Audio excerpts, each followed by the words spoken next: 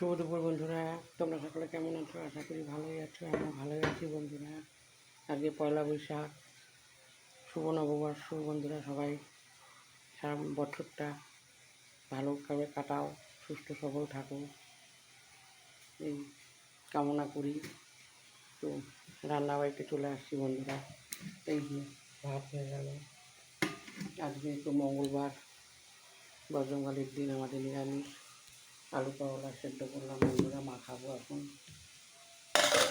আর পটল আলু দিয়ে ডালনা করছি জিরা মশলা দিয়ে। আর এখানে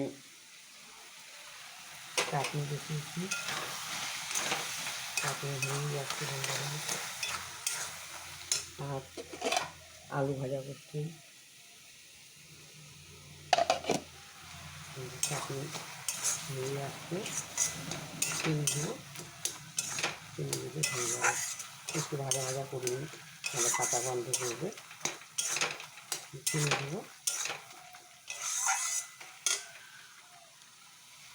দিয়ে দিলাম।